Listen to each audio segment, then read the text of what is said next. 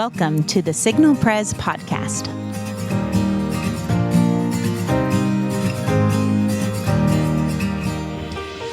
Welcome to the Signal Pres podcast, the place for you to learn, to grow, and to get connected to the body of Christ. To connected. I'm Joey Sherrod. I'm your host.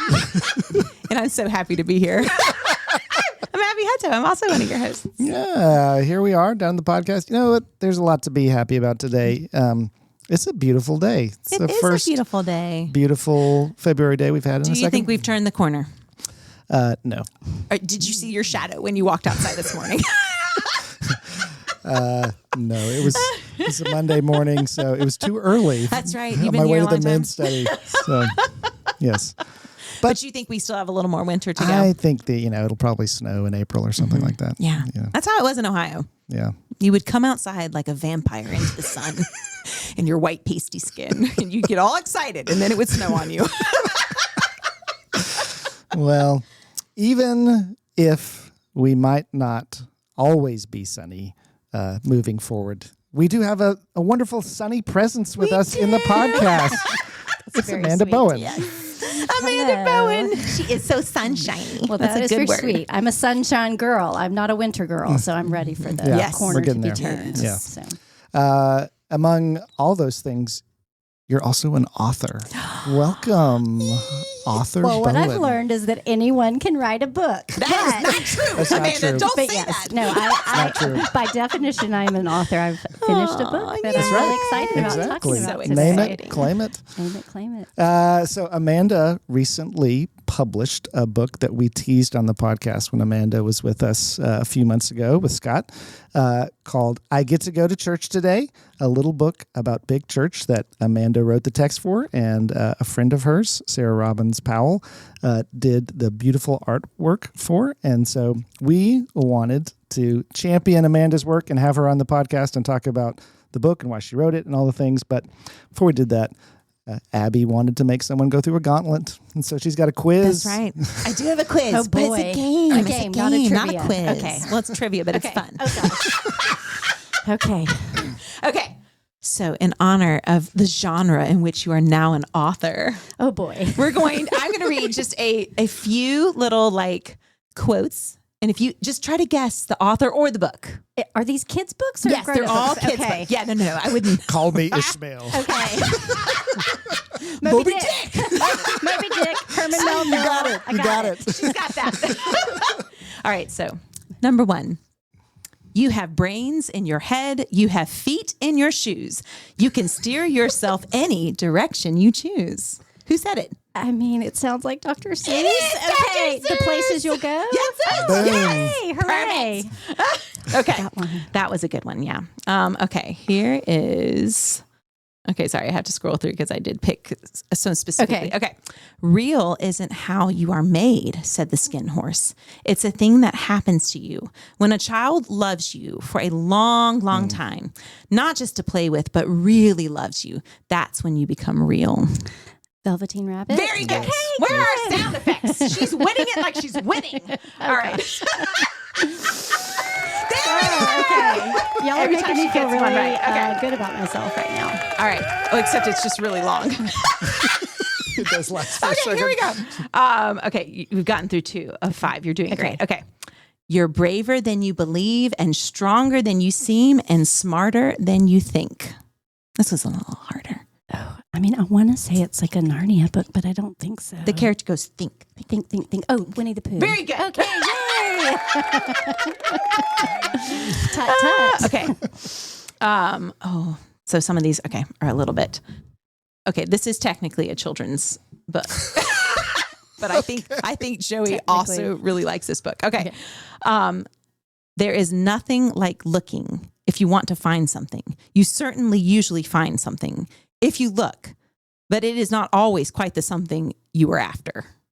So think of books that are fantastical that Joey also likes, but they can also be read by children. I mean, are we going Lord of the Rings? We are, yes, but if you were thinking about the stories that happened before the Lord of the Rings. The Hobbit? The Hobbit! Okay. Boom. There we go. That was kind of on the edge. I feel like That was a toughie. Yeah, that was a little bit of a tough one. Okay. And then so that was 3. Sorry, I should have just written these down instead of scrolling. Okay. All the world is made of faith and trust and pixie dust. Oh, pixie dust is Tinkerbell. In the book? In the book Peter Pan. You got it! Yay! All right. All right, and then we're gonna finish with because that was 4, correct? So this is our 5th one. Am I correct? I'm literally asking. See, we did. We're just gonna call it. 4 or Yeah. Okay. So this is our final one, and this is one that we do often read to little preschoolers. Okay. I love you right up to the moon and back. Guess how much I love That's you. right. Good I do job. know that one. All right. I had to resist all of the Harry Potter quotes. I know. I'll have to tell you a trivia fact. I have only watched the movies and not read the Harry Potter books, but it's really in my queue coming up soon. It's really good that we are justified because of the work of Christ. And not because of reading the Harry Potter books.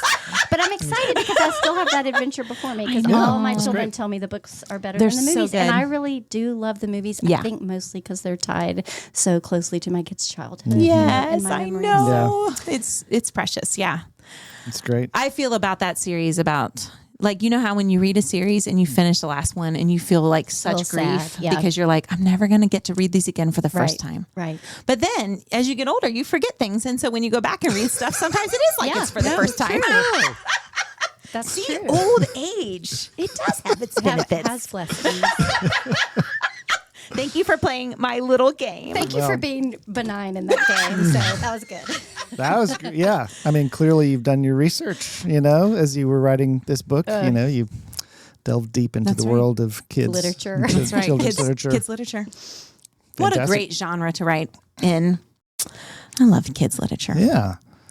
So Amanda works here. I should have already said this on staff with kids discipleship with our little ones 0 to 3. 0 to 3. And so she knows the people that this book is aimed at, even if it's aimed at them somewhat indirectly through their parents who will be reading it to them.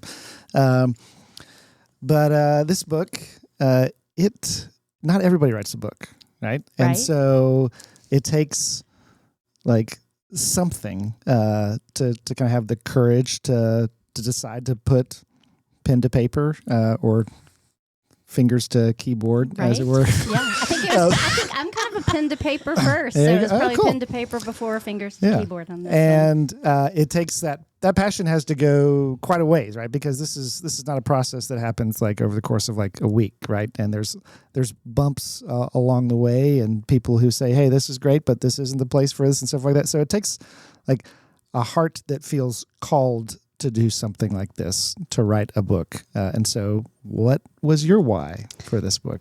Yeah, and I may have shared this last time Scott and I were on the book club podcast, but this was even before I was ever on staff. I used to sit on a panel that our church had called Parenting in the Pew, or something similar to that. That's what we call it now. And it was just couples and adults from our congregation who basically were kind of a sounding board for parents of how they had gotten their young children into worship. So I feel like we're a little more targeted toward it now, but back then it was kind of a conversation we were having. And so at the end of a class, when I had shared, my experiences and my pointers or, whatever, because my kids had kind of, maybe my youngest was still kind of in that stage. There was a mom, and I actually saw her sitting in worship on Sunday, and I'm excited to give her a copy of this book as soon as I get some more copies delivered. But she said, "What book do you suggest that we read with our daughter before we take her to big church?" And I said, I don't know. And so I went home and I started looking at what was out there, and really felt that there was not something that I was super happy to endorse 100% for that. And so that's kind of when the idea came to me, and I would say probably the Lord placed it in my heart, and I wrote it pretty quickly. It's evolved over years, but that was pre-COVID. So that was a really long time ago. Yeah. And so then it was kind of like, okay, I have this idea. And then I started looking into what it would take. and it's a lot. And so it just kind of sat. And then I guess it was before even that I came on staff. I've been here for 2+ years. I just thought, am I going to give this thing like one more thought, or am I just going to, not pursue anymore? And so I just started reaching out to some illustrators. And Sarah Robbins, she's a mother of 5. We had her brother went to our church in Auburn. I've always loved her artwork. And she kind of said like, oh, I'm not like taking projects like this, but let me look at it. And I think it just struck a chord with her as something that she wanted to get involved in. She kind of was like, let's make like an heirloom book in the style, this kind of classical style. And this could be something that people read with their kids and their grandkids, and it won't go out of style, And so, that's kind of where the idea came from, and we're super excited that it could fill a hole that was there for parents. And really, it is a tool. It's a story in its lowest sense, but it's a tool in its highest sense for parents and families and churches, I hope too. So that's great. I love it when somebody's like, there should be a book for this. I shall write it. Because that's how the greatest things have come to us, is recognizing that there's a need and saying I don't want to just give somebody a book to give it to them. I want it to actually answer the question that they're asking and be truly helpful. And that's where I just think it's so great to have this as a resource to give to our families. I wish I had something like that when I was a younger parent. And looking, generationally, we talk a lot about generational investment, but I hope that my children will read this to their children one day, as the Lord continues to build His church through the generations. So when you think about like the why behind writing the book, I guess is kind of another way of asking the same question, but asking it a little differently. Like, what is your heart for our little ones who come into church and are expected to do hard things? Oh, yeah. To sit through a service. Like, what is your heart for our kids in corporate worship? Why is this so important to you? Well, if you go to Signal Pres, which I assume most people listening to this podcast do. You might Very have few listen to it who don't. A global listenership. But this is our church's philosophy of ministry. And it was really instilled in me back when we were at First Pres Opelika. They have a bigger sanctuary now, but when we were there, it was small church, not a lot of resources. And so, but that was their philosophy of ministry too. So it was brand new to me, and Scott was a pastor, but I think I started taking my kids to worship when they were 3 for parts of it, just because the nursery, I think, just went up through age 3. And I had a dear friend, I have a dear friend, Edith, who is, I like to say, one step ahead of me in life. And she just really showed me what that looked like and helped me. And it was just the only way. And I was so thankful for it. And then when we moved to Signal Pres, they had some nursery resources for Violet. She was my youngest. She was 2 when we moved here. And I think I might have told Catherine, I told somebody, I was like, I just don't want to undo all the work that I've already done, because I had already started putting her in church some. Yeah. And I've just really been so blessed by it personally. But then the more that I have just kind of come to study the philosophy of worship, I really do feel like it's what the Lord has for His church family. And we'll talk about some ins and outs later. But I went to a church recently, and maybe just because my book was on my mind, but I was kind of looking around. I was by myself. I was worshiping alone, which was kind of nice on Sunday. Parents, if the struggle is still real when they're teenagers. After 15 years of worshiping alone with kids while Scott's up front. I was totally by myself, and it was wonderful. But I was kind of looking around. And I'm like, oh, there aren't many kids in here. And so I did a little research, and they actually offered programming up through 6th grade for their kids during worship. And I thought, well, that is another take on it. And, I guess it's just a different take, but I was thinking about it, and I was like, man, I don't know that it would be any easier getting a 7th grader to worship for the first time, because as wiggly and squirmy and as many objections as the preschoolers have, I mean, a grumpy, cranky, sleepy teenager who's never done that with for the first time. Bigger body. With a bigger body. To me, it's just as challenging. Yeah. And so why not start earlier? Yeah. And, it becomes just practice and routine in a way that we hope the Lord will use to transform their hearts. The thing we put at the front of the book was from the Kids Catechism. It says, "Who can change a sinner's heart? The Holy Spirit alone." I mean, it's not, you can sit in church perfectly, and that's not the work of the Holy Spirit. Yeah, but I think the Lord uses their little bodies in the pews to change their hearts through His Spirit over time. So I think so too. That's great. Well, so we've talked a lot about the why and your heart for kids in corporate worship. So maybe to get a little bit more kind of sort of granular with the book, it sort of walks people through an experience of being in worship. Like, so maybe say a little bit about what would be your hope for as a parent reads this to their kids. How would you hope that it would serve a family and a little one who hears these words multiple times and then comes to church, and how would it change their experience of worship? Yeah, I mean, at the very least, it would expose them to the new elements of worship that they're going to be encountering.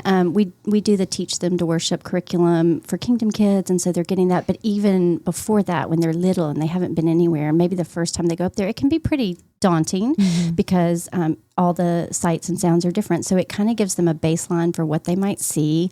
I have some definitions in the back that actually Scott helped me come up with the best kind of kid-friendly, theologically sound versions of those that it will spark the conversation with parents, like, hey, what's a sanctuary again? And this is something I'd like to point out. When Sarah Robbins and I were talking about the design, we had some feedback that said, well, not everybody's sanctuary looks like that. Some people meet in a fellowship hall or a school or whatever. And she said to me, like, listen, at the very least, this is a story. It's not a one-to-one, like you're going to dress like this little girl and you're going to go sit in this pew. But this is a story about a little girl experiencing church for the first time along with her friends. And then when I think on my Parenting in the Pew classes that Catherine and Becky and I do together, I've tried to incorporate a lot of the practical things we talk about in there. So they're subtle. So like you see little gum wrappers on some of the pews. Like to me, that's one of the biggest tips for parents. Like my kids used to only get gum on Sundays. And so making it special, and gum is a fantastic helper because you open it once and it helps your mouth to be quiet. And so they're little gum wrappers. And then like, if you follow her clothing, like she starts off with a bow and little shoes on and her little stuffed animal. And then as the story goes on, things start appearing on the floor. And if you've ever watched the families in church, that's legit. Yes, and then when she's finally leaving with her parents, she's all put back together again. So that was intentional. There was actually one illustration that I caught that was further in the story where like her bow was back on. And I was like, oh no, her bow's back on. And Sarah Robbins was like, well, she could have like picked it up and put it back on. I was like, no, we got to leave it off until the end.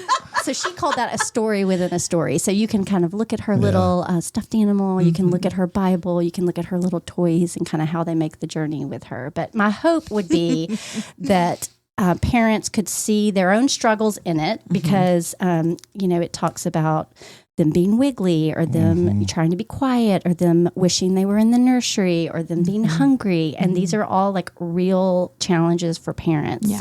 And long sermons. Yeah. It says there's something called a sermon that seems really long today because sermons are long for kids. And so I think just like calling, a spade sometimes is really important for them and not being like, oh, it's going to be so fun. This is going to be your favorite thing ever. Yeah. But presenting it in a positive way. Right. Because what we want parents to feel equipped to do is that wording, I get to go, was intentional because we hear a lot of times, oh, you have to go today, or today's the day you don't get to go to nursery anymore. And so to say like, you get to go up to worship is a really good way to frame it for parents and hopefully to get their kids excited about it too. I really appreciate that, the heart of that. Yeah, that's really beautiful. So you and I share a love for a curly-headed little 4-year-old boy. Oh, yeah. I know which one you're talking about. And at the 9 a.m. service, he's now in church. Yes, he gets to go to church. He gets to go. I miss him terribly, but I actually had him for a community group childcare last night. It was really, really fun. So we were together on Sunday, and we sat.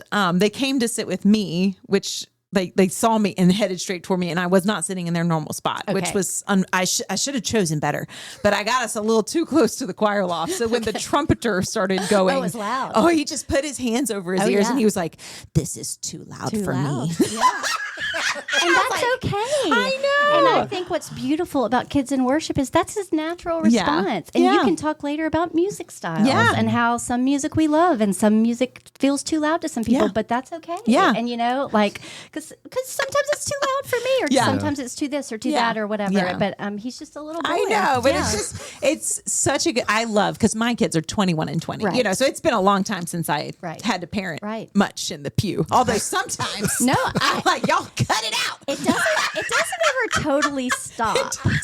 Because, I think Scott did a sermon one time, like, it's not that it gets better, it gets different. It gets different. It gets different. Yeah. So it gets maybe where they might appear more whatever, or your family might appear a little more put together, although depending on what my children have chosen for themselves to wear. I know. Yes. But it gets different. It gets different. And so I do love, I love being with my brother's kids in worship, because it reminds me of like the compassion that you need to have. Like, if you have older kids, like, it's not as hard as when you have little ones. I mean, for me, my friend Edith, who stepped into my life because she had the space, because her kids were significantly older than mine and they could make it through a worship service, really, because sometimes she would either sit with my kids when I had to leave, because I was a single parent in the pew, or she would leave with my kids so I could stay. And so I think for a church, and we were talking to Philip about this, our kids staff did a book study on Let the Children Worship by Jason Halopoulos.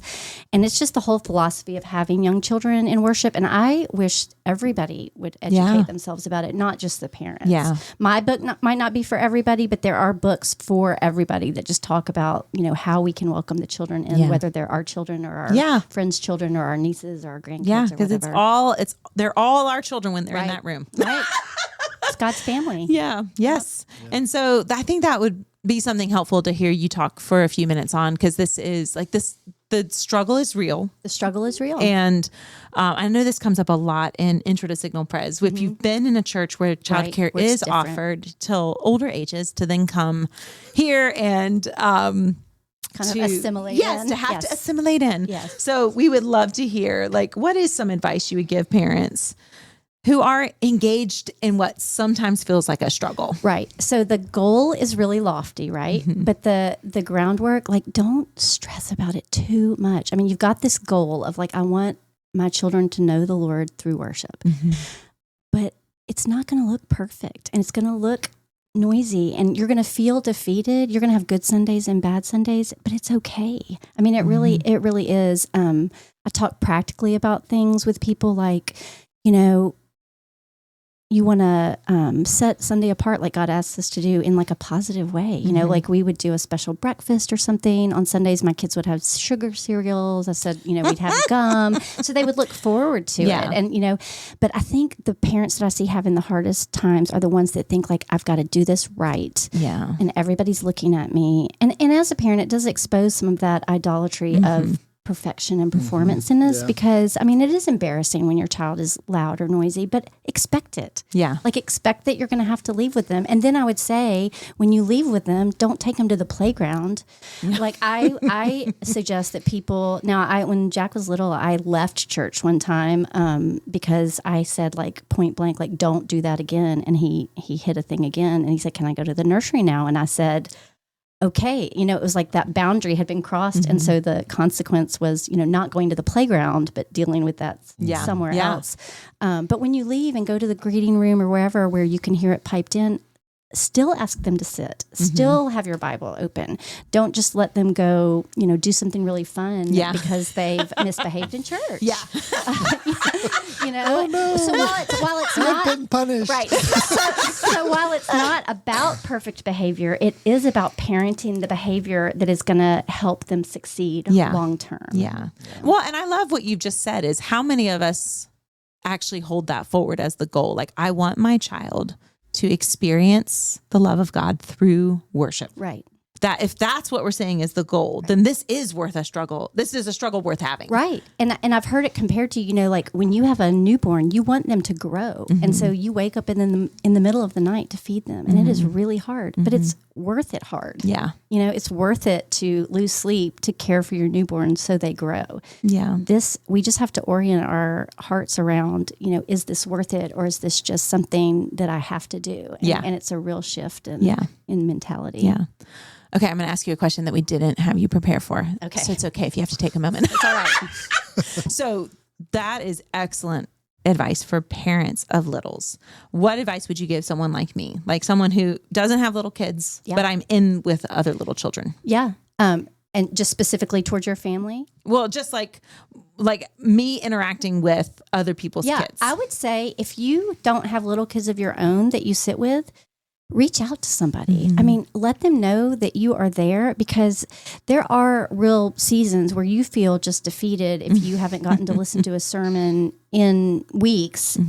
So reach out. I see older people all the time, whether they're family or not, reaching out to younger families and just asking, like, can I sit with you too? Do you need help? Can I help shoulder this burden with you a little bit? Yeah. So, I think what you're doing is the right thing to do, because you have family involved in choir and all kinds of things. Yes. You have littles with you They a need, lot. especially when dad's serving communion and that's mom's in right. the choir loft. Yeah. Somebody's got to sit with Warren. Right. Someone gets to sit with Warren. There you go. Oh, that boy. There you go. That boy. I love that boy too. My little contrarian. Yes. So many ways.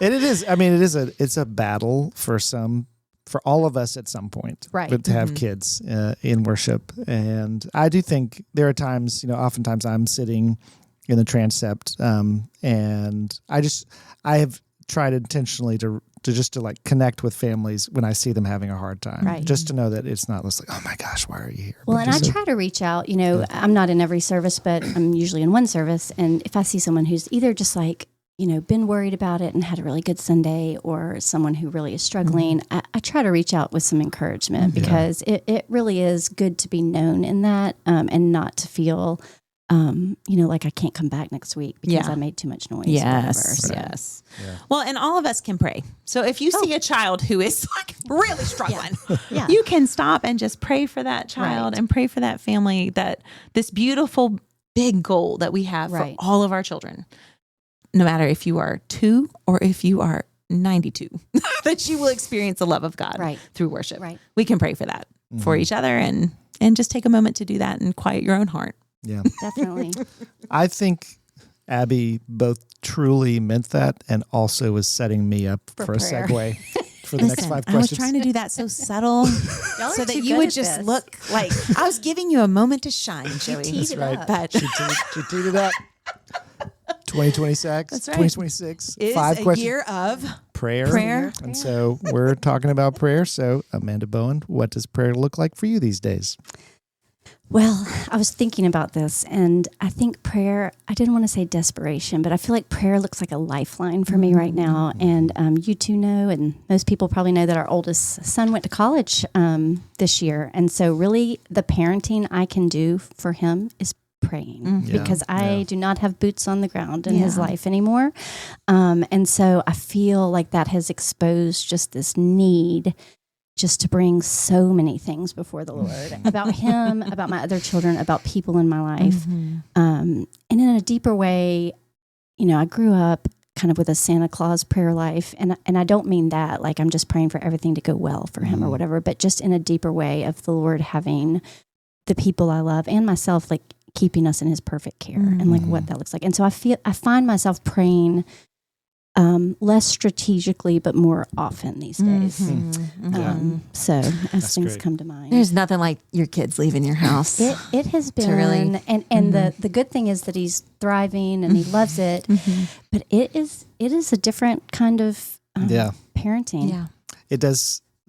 I mean, my kids haven't left But the you're house close. yet, but I'm close. But it does. I am struck when I've had situations like that it makes what has always been true like much more like obvious to me.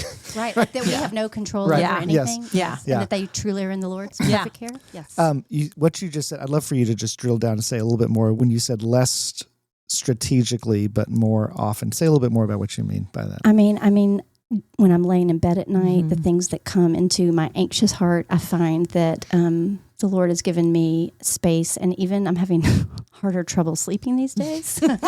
And so time praying at night with the things that tend to run through my head at night, when I'm in the car, I still take my little girls to school when we're talking about all the just ins and outs of being middle school and freshman and high school girls, which comes with a lot of struggle. So a lot of prayer with and in front of them like that. I have friends that we just stop and pray when we need to. So, I wish I could say I had a time every day that I got on my comfy chair and just tuned out the world and did it. But I do just feel like that's for grandmas. Well, maybe it is. Maybe I'll be there one day, like in the nursing home or whatever. But more and more, I shared with a friend this week that I was driving a stretch of highway that I've driven a lot in my lifetime, and I was like, I really feel like instead of just trying to be a Christian, I know the Lord in a way that has grown over time. And so I feel like I know the Lord who I'm talking to in prayer these days. And so it just comes a lot more naturally to me than it used to. Yeah. That's great. And I'm so thankful for that. Yeah, absolutely. Because I've had seasons, and just to not sound too lofty, I've had seasons in my life where I couldn't pray. Like it was so dark that I had to have other people pray for me. I felt disconnected from prayer. And that was a really dark season. Yeah. I think that's beautiful to just recognize that, like, we have these valleys, but those valleys lead us into a place of trust and rest with God, where when we wake up in the middle of the night anxious for a child, we cannot go check on in their bedroom. Right. We go to the Father. Yeah. So I love that. Do you have a favorite story about prayer? I actually do. There was one time, and people know different levels of this depending on when you came, but our oldest son was really sick, like really, really sick. And we had been in and out of the hospital. It was when he was in middle school a lot, and he was taking these medicines that were terrible medicines, but were supposed to make him well, and they weren't working. And they kind of were like, well, this is the last, these are the last things we can kind of try before he has this life-altering surgery. And so I remember being outside of his room one night and just crying and just begging God that the medication would work. I was like, Lord, these medications have to work. Please, please let them work. Just pleading with the Lord. And I did not hear a voice, but quietly in my heart, which I think was informed by scripture and my knowledge of who God is, he said, if he fails these medicines, it's going to be for his good. And it wasn't linear, but he did fail the medicines, and he did have these surgeries. And if y'all know him now, like, his health has been restored in a way that was even way beyond what I asked or imagined from the Lord.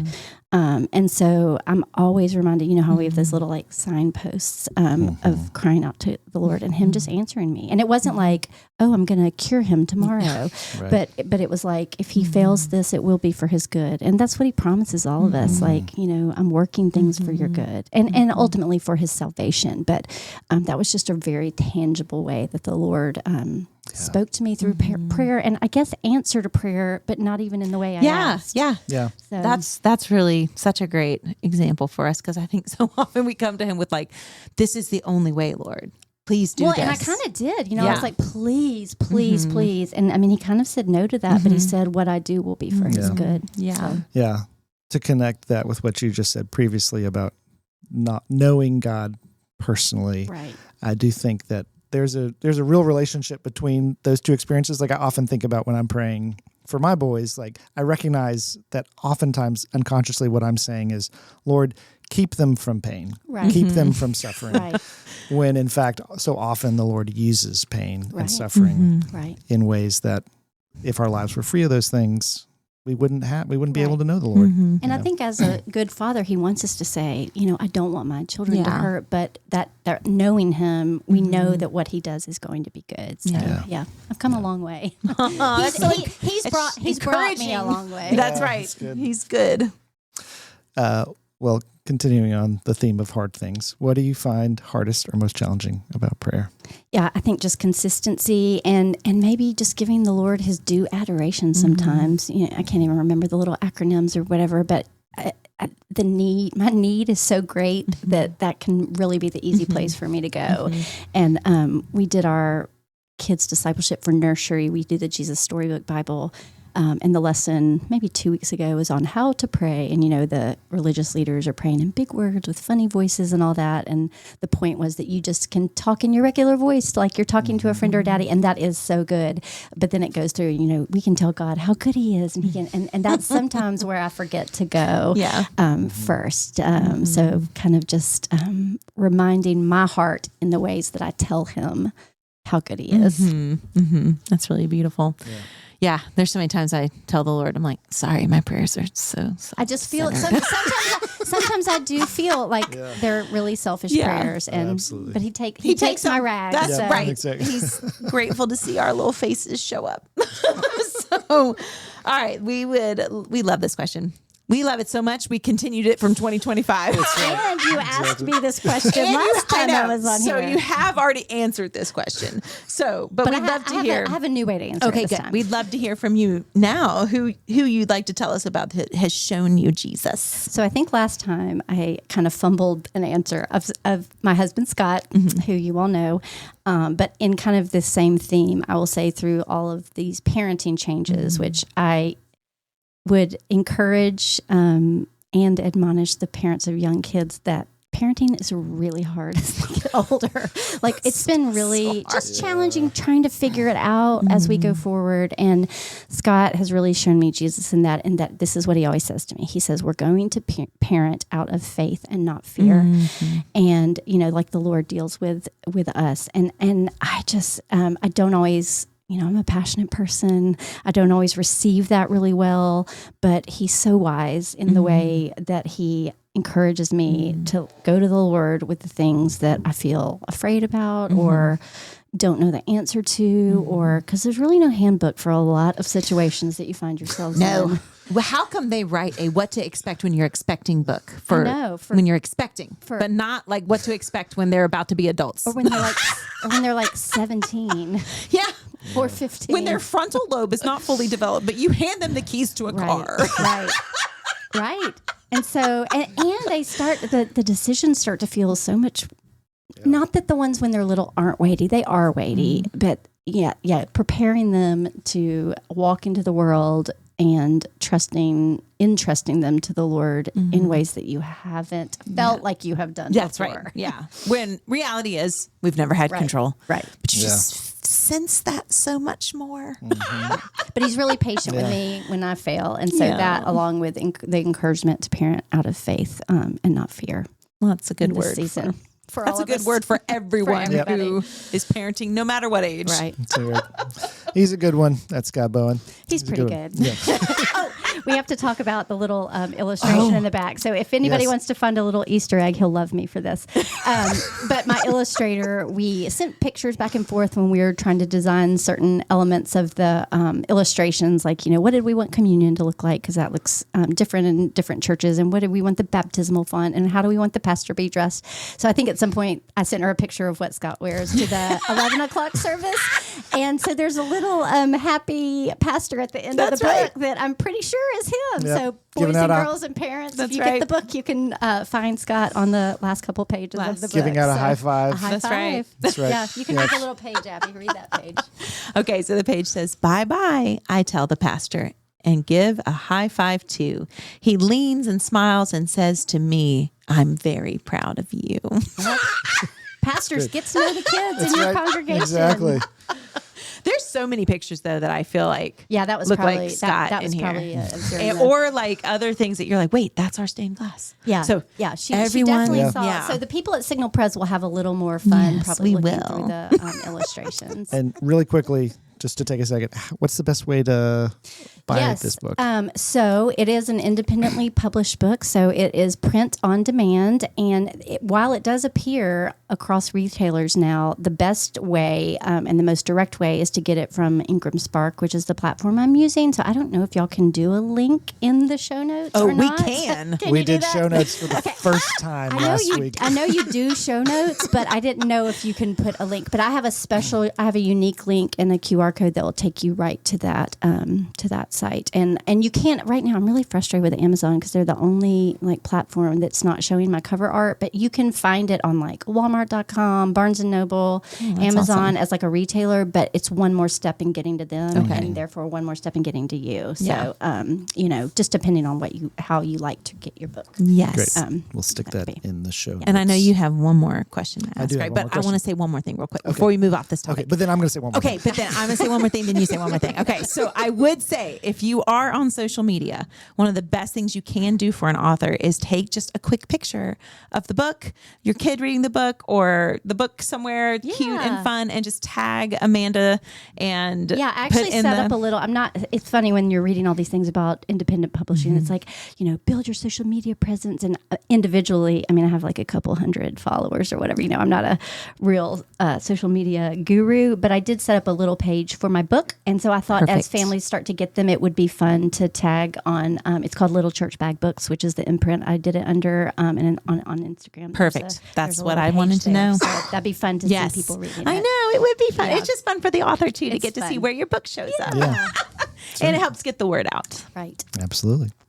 Well, finally, we know many surprising and fun things about Amanda. We know that she can tell you whether or not to use Tylenol or ibuprofen in your medical situation. Which still feels confusing to me sometimes. Can be. It can be confusing. We also know that she's an author. But what is another surprising or fun fact that people who don't know you super well would be surprised to know about you?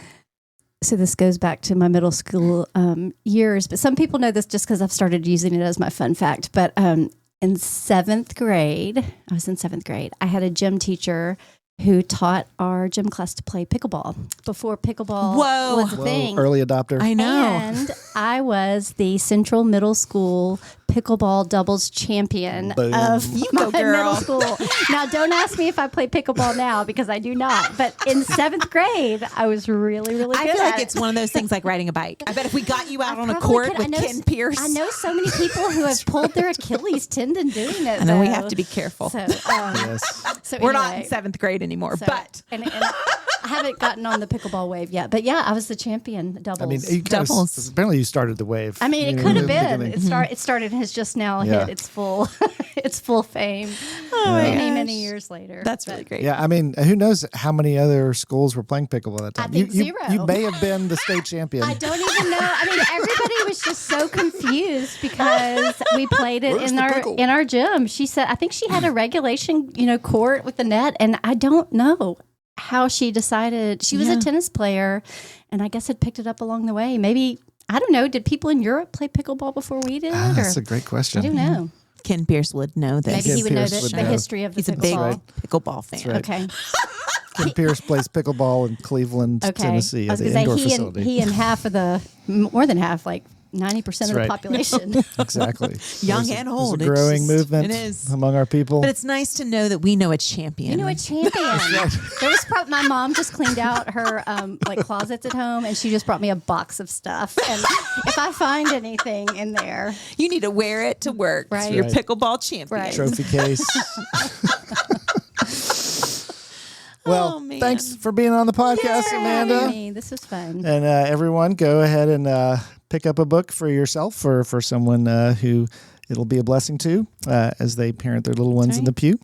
I get to go to church today. So, Abby, what do we say to people these days on Lydia Steimer's recommendation? I think we're supposed to say happy praying or keep praying or keep praying. I will. I can answer that in an affirmative. Exactly. All right, there we go.